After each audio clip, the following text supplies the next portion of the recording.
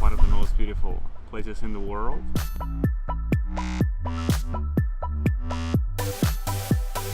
Definitely good place to just come, spend a few days to chill and to have rest from the very busy world of the big cities.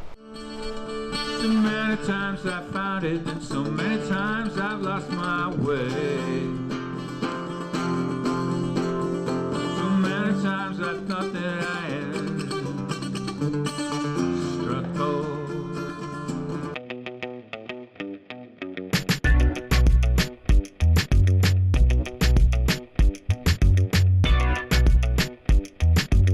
Well, it's our last day in Auckland, in New Zealand. It's kind of not so really hot here.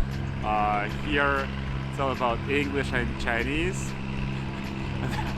That's why, and I understand most of the things that are being said here, because there are like, I don't know why, but there are many Chinese people here, and most of the people that you see that are from Asia. That are not so many Koreans and not so many Japanese. Most of them are from China. So if you speak Chinese, New Zealand is a very good place to live in. Probably, if you love nature, come here. It's going to be a great country, and it's a good place to practice your Chinese.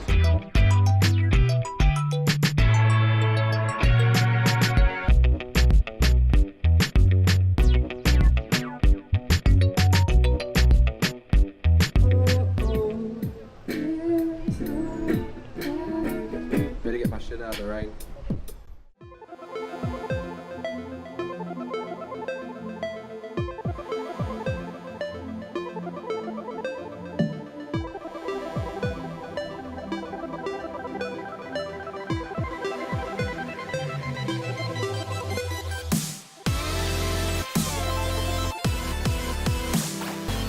Kind of far away from Santiago, and we wanted to go hide behind those mountains because there's a very beautiful lake here.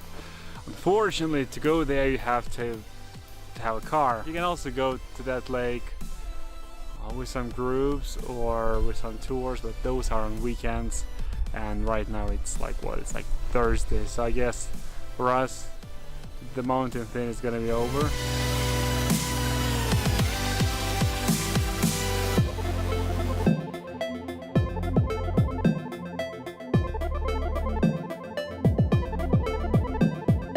Right now we're in Chile on the Viña del Mar.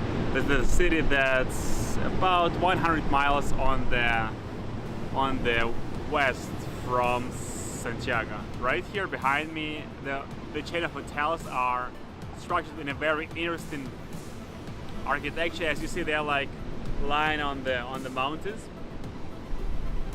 right there, and it's all over the beaches. So here, from the very left, very right, for like a few kilometers there. And I'm pretty sure that if you come here during like January or like December to January, then the weather is going to be extra nice here, and this is like an extremely good place to spend time here.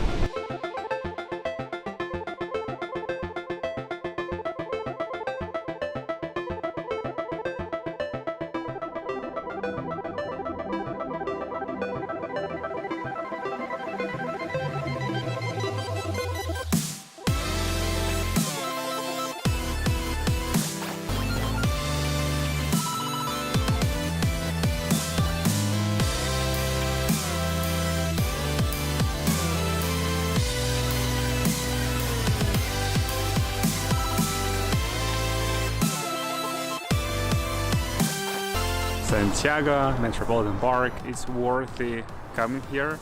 If you are on the trip with your children or with your family, then you can take lots of stuff and come here and have a picnic, as most of the children do. Check it out. On Sunday, it's day off for everyone and everything. Check it out, even Starbucks doesn't work on Sunday.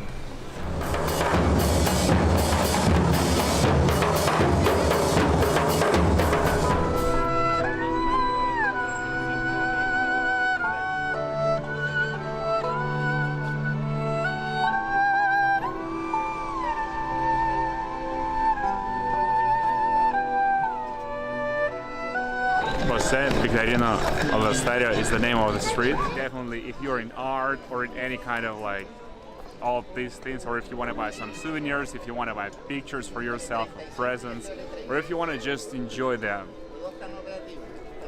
Chilean art, this is a definitely good place to check out.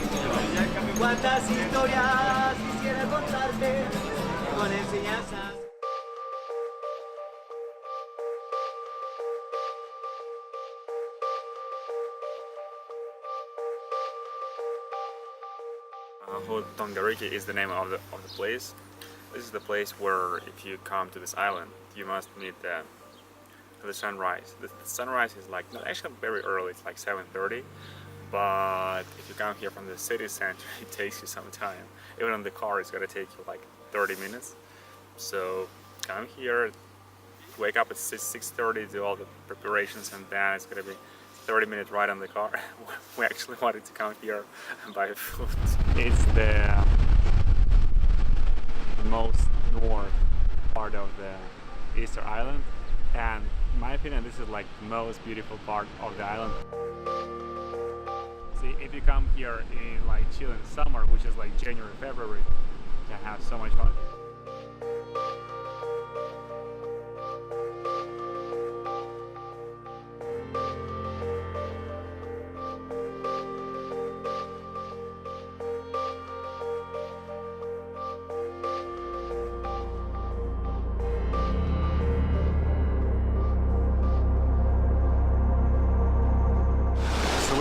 Lima, then from Lima we took a bus, now we took a train, then we took a car, and then finally we got here to the city, close to the Machu Picchu. Take a look.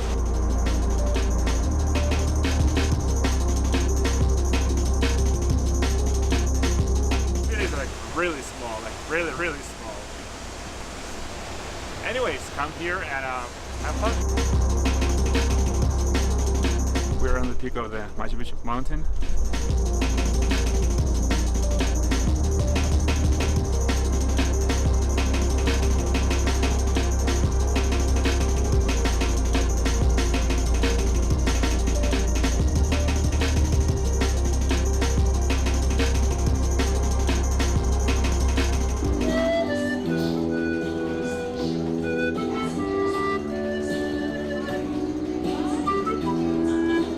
This parking, which is in the middle of the road, 2 lines. Check it out. The parking is in the middle of the road, right there.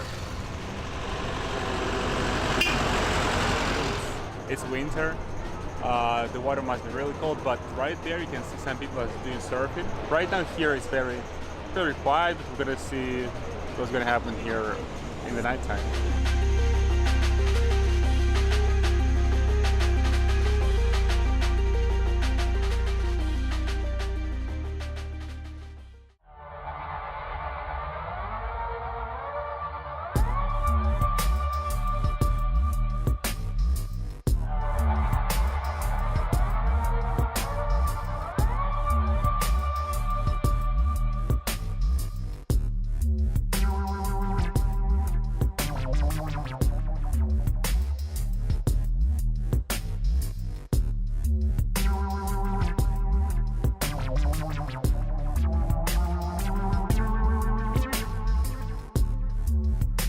Mexico's this shit is the best place to live because 2 things.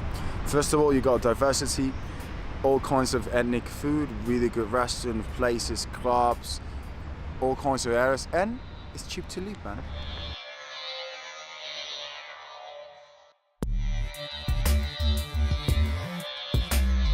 Right now we're in the Mexican Museum. It's not the Mexican Museum, what is that? It's the Anthropology Museum. And it's really a great place because... Say something.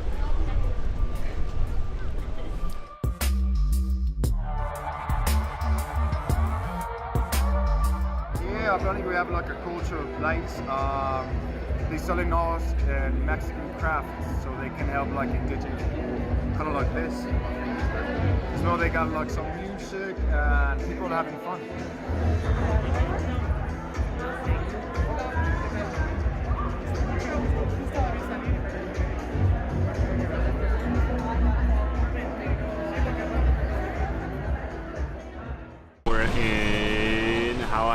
Central Park, definitely gotta visit this place because two reasons. One, you can take the Havana bus tour here, right there.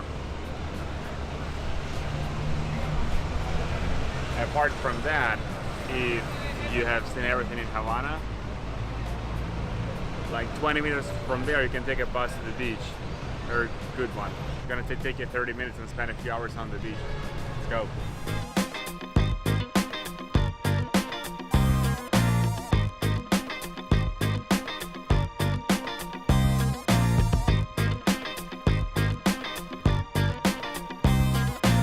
Right now behind us there is Wi-Fi park.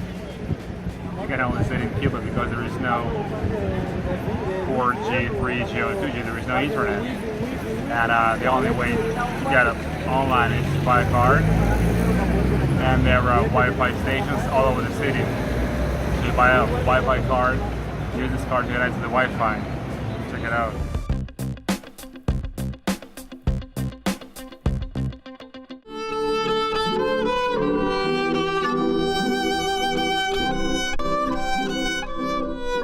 Is amazing, the weather is extra nice, and this nature, the mountains and the forest. So we kind of decided to stop here for a while to enjoy all this stuff.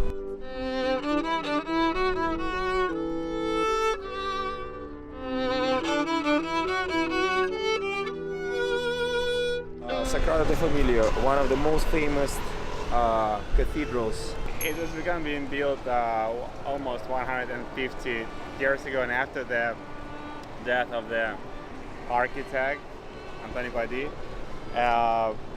the construction was still continued being built. But right now it's 2017, and people said that almost in about 10 years the project is going to be complete. Looks amazing from different directions. A masterpiece of Gaudí, which is Casa by Gaudí. Very famous, very beautiful building.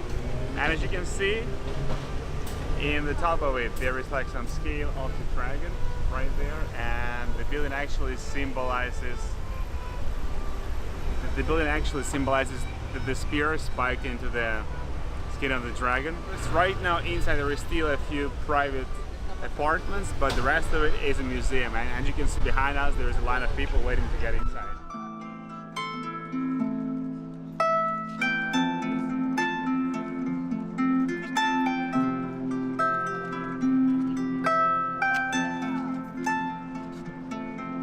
Should you go here?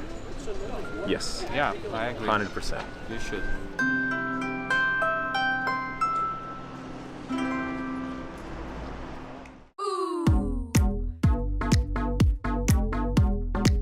Right behind us is Louvre, the world's biggest museum and one of the biggest key points here in France.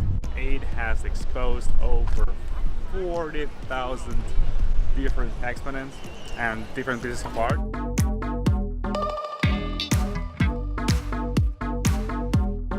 Also, Dame de Paris, translated like Our Lady of Paris. So this is one of the most famous examples of Gothic architecture in France and one of the most largest churches in the world. The Eiffel Tower was built in 1889 and it used to be the tallest building in the world. Right now, of course, it's not. Arc of Triumph in Paris without it. This thing is about 50 meters tall. Yeah. And it used to be the tallest one until the 1938, where in Mexico there was like another art was built.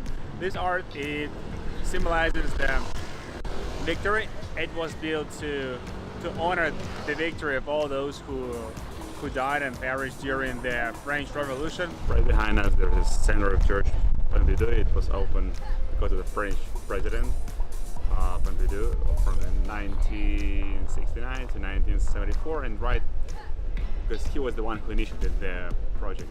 Paris, France, Moulin Rouge. Moulin is the mill, Rouge is red. So the thing was founded in 1889, but was completely destroyed in the 1915 during the First World War. After that, it was founded, and this thing is kind of a spiritual birthplace of a Kankan dance, which used to be a seductive form of dance, but then just turned into the entertainment.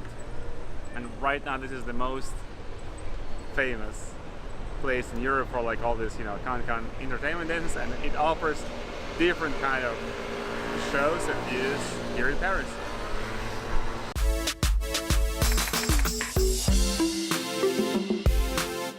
Right now we're in Warsaw, in the Warsaw Castle Square. Right now is the place for tourists and locals to meet. So basically many people, they're gonna meet there and set up all their meetings in this square. And this place was, before that, that was the place where monarchs lived, and this is like one of the main historical places in the whole Warsaw.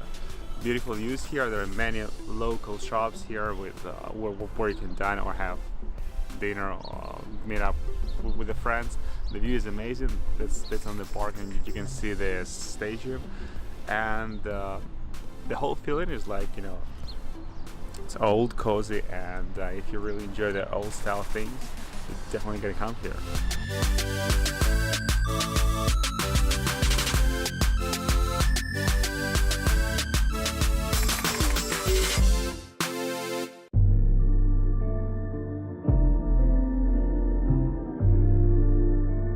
Monument of the Victory, you can check it out there.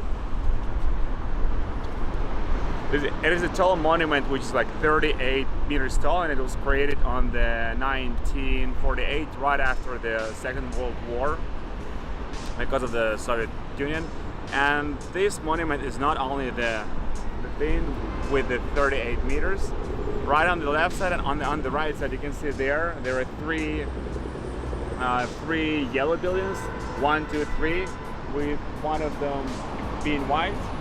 And on the other side, in the opposite direction, the composition is the same. One building with 1, 2, 3, three small yellow buildings. If you live here, it's like kind of like VIP center of Minsk, because as you can see behind me, there is the so-called eternal fire, because it's like 24/7, it's there.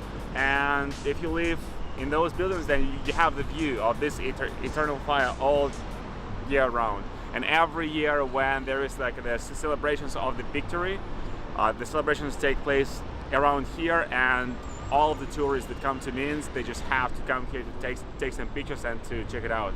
It's one of the coolest things. Right behind me, this area is the old government of Minsk, and Minsk was being built right from this place. As you can see, those buildings are really, really old. This part of Minsk is not very modern. You can take a look around. So here, there's a church, it's very famous, and right here there's the restaurant, and on my left there is like a very expensive, like a new, very expensive hotel. And we're in another city center, and behind me this has musical central hall. If you ever decide to come to Belarus, Minsk, and if you have any interest in music, make sure that you come here with your parents or with your friends and all this stuff, because inside there are around 1,000 places, and every month or so there are many, like the most famous groups all over, like from the previous USSR, from Russia, and sometimes from Europe, come here to have their best performances here. And one of the best performances, one of the best singers and dancers of Belarus, like in Belarus, in Minsk, they make their concerts here every month or so.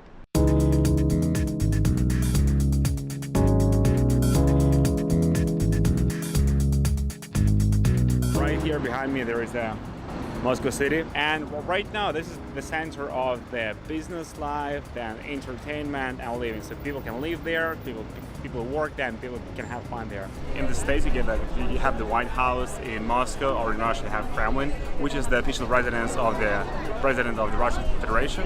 And this is the biggest supermarket or the biggest shopping mall for any shopping goods having anything to do with children in the Soviet Union. It's like the tallest building, the tallest church in the world right now.